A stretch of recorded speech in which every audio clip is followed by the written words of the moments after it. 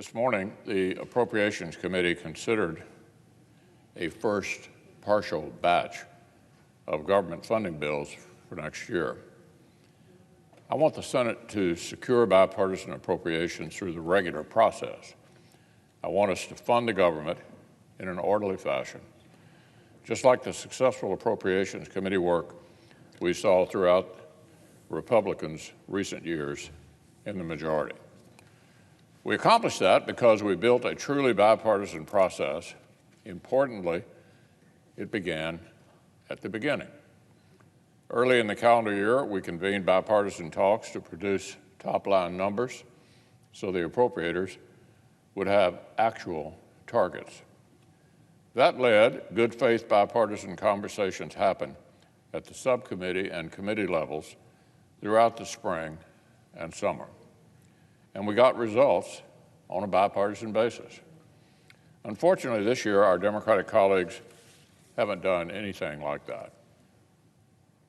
Either our colleagues don't have any big picture plan, or they're privately working off the president's partisan budget request. There's been no big picture bipartisan conversation.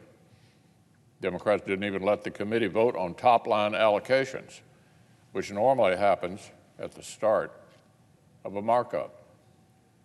Our colleagues' fixation on far-left shiny objects is distracting them from basic governance. They're more focused on ramming through another reckless inflationary taxing and spending spree than ensuring we avoid a stalemate over government funding. Now look, I understand and I appreciate that senators on both sides have worked hard to develop appropriation titles with a lot of good content. The problem is bigger picture. When it comes to floor consideration, we cannot and will not start planting individual trees before we have bipartisan consensus on the shape of the forest. Here's what it will take to get a Senate appropriations process back on track. Two simple things. Number one, Democrats will need to honor the longstanding bipartisan truce that provides parity for defense and non-defense spending growth. Parity for defense and non-defense spending growth. And at a responsible overall number that we can all accept. Our men and women in uniform and the nation they defend deserve better than a budget that cuts our national defense after inflation and allows adversaries to get an edge. And number two, we must have agreement that we're going to keep longstanding bipartisan policy riders in and new poison pill riders out.